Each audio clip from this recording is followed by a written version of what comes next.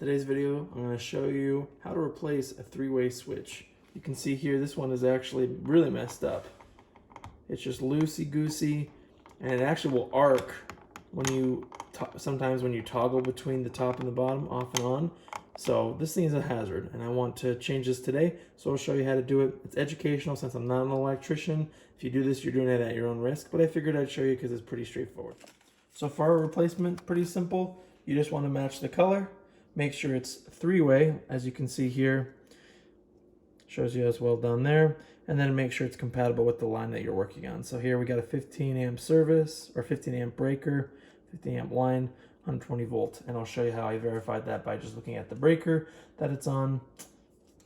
And now let's take this apart and I'll show you what we're looking for.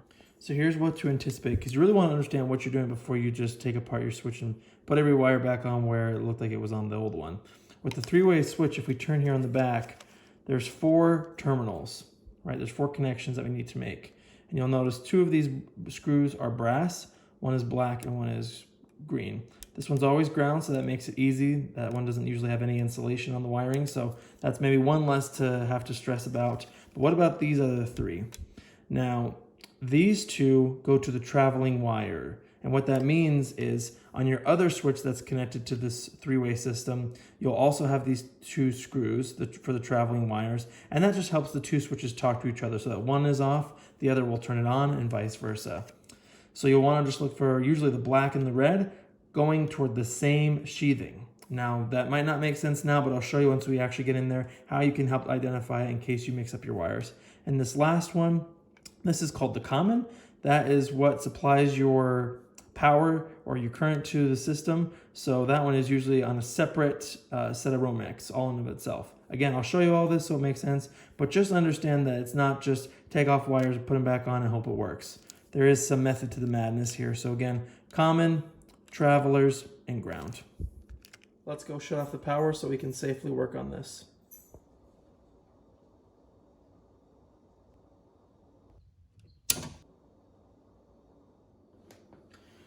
So now we can take off the cover plate here.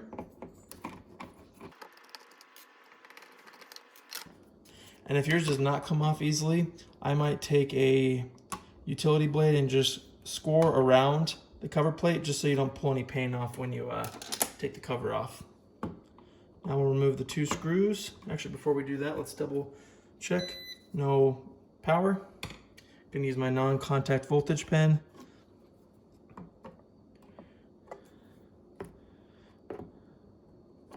Nothing, or else it would beep at me. And we'll check again maybe once we get a little bit more in there, since I can't reach everything.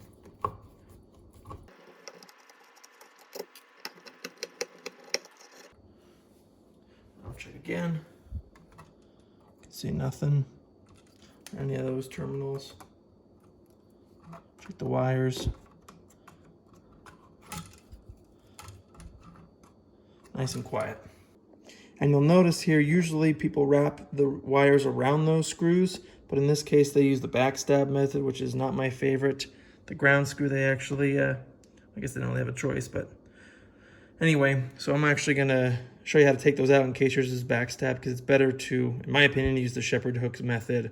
Some people have different opinions about actually reusing it if it's been backstabbed, but again, you're an adult, make your own choices. So I'll show you here on the new one since it's kind of hard to see. But you see there's a little tab, a little space right there. Well, we just want to poke our screwdriver in there like that, and then that will release those wires. So I'm going to try and get that on film. There we go. See, that one came right out.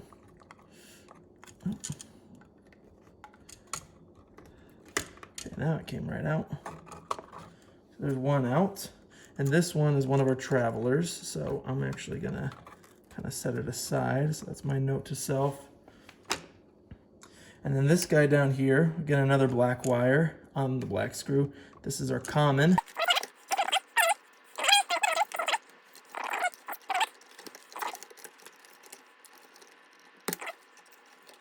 All right, and then lastly is our ground screw, which is Fortunately, nice and easy to identify. Let me just take that guy off. And then there we go. The old switch is out. You can really see how bad. I mean, there's so much play. And you can also see here, I wouldn't always trust this because somebody could put it in wrong, but you see it's a 15 amp 120. So now we got our wiring mess. So what happens if you forget what's going on? You mix them up and you're not entirely sure. Again, always start with the easiest one to identify, and that's the ground. So as you can see here on this one, there's no insulation anywhere on it. So that one is our ground wire, very easy. But now let's say with these other 3 wires, what if you forget which one goes to what? I mean, you got 2 black wires and a red in my case, but what if you have all these different wires and you forget which one's the travelers, which one's the common? I'll show you what I was talking about before. All right, I'm gonna do my best here, but you see how there's one set of Romex that goes through the top, and then one right there that goes through the bottom. Well, if you see, put my light down here, if you see from this bottom one down here, you can see this one black wire that wraps around this little bundle and comes out here. That's our common. These other 2 wires, the red and the black, you can see go back up here again into that top, that traveler. So that is how you can comfortably say, all right, well, this one wire, that's usually 12-2, supplies the power, and then these 2 guys back there are the travelers that go to the light and therefore the other switch. So that's how you can identify if you mess all these wires up. So now we know that this one is our common and these 2 are our travelers. Now, as I've mentioned, I'm not a huge fan of the backstabbing method, but if you want, you can backstab on the new one. It does obviously allow that, you can see. But for me, I feel comfortable doing it the old-fashioned way, which is just making a shepherd's hook. So all you do, it's pretty simple. You just take your wire, you put it through some strippers, or if you're more talented, you can do it with a set of pliers. And then you just simply bend it. Like that. And then you make a shepherd's hook. Now, obviously that was terrible, and I'm only showing you that because I'm gonna actually cut off these bad ends that were used in the backstabbing method. You can actually see here some little nicks from where it was backstab. So again, I'm gonna shepherd's hook all these guys. I'm gonna cut off the insulation and reuse, just since I have plenty to work with. So we get kind of starting fresh here. So momentarily I'll be back and we'll get this thing wired up. And that's essentially what we're looking for, just a bunch of little shepherd's hooks that'll go around those screws beautifully. I'm going to start with common just because that one I don't want to screw up. So we got our switch here. I'm going to put it around that. And you always want to do it in the orientation I'm showing you. You want to have the hook go this way because as you're tightening the screw, you want that to stay on and hold tight rather than actually come off. So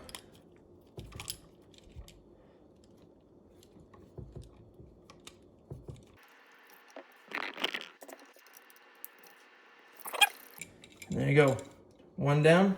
And as far as the 2 travelers, I should have mentioned this already. It doesn't matter, it's interchangeable, so just put one on one end and then one on the other guy.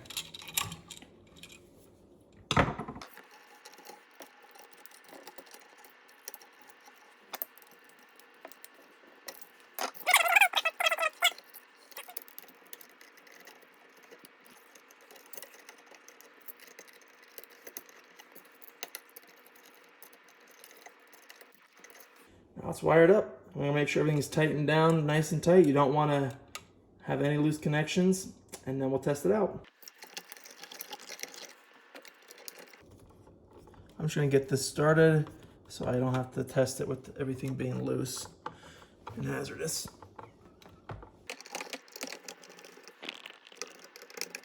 All right, that's good enough. Why don't we flip on the power, test this out, and then cinch it down if it looks good.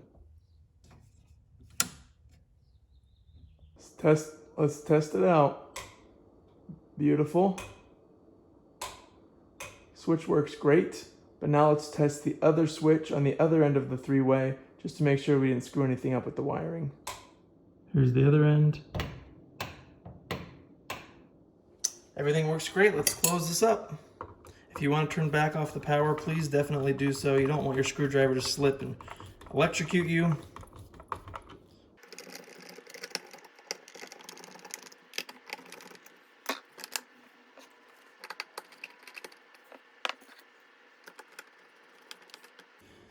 If you want to look professional, make sure that your screws are either horizontal or vertical, and people will think a professional did it.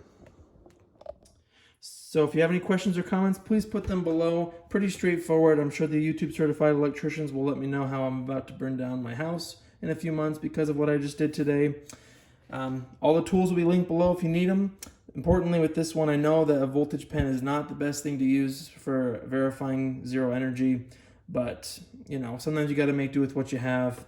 I think they're called widower sticks, which I guess makes sense for obvious reasons. So just be smart. Electricity is dangerous, so if you don't feel comfortable, hire someone. It's not worth your life. No repair is.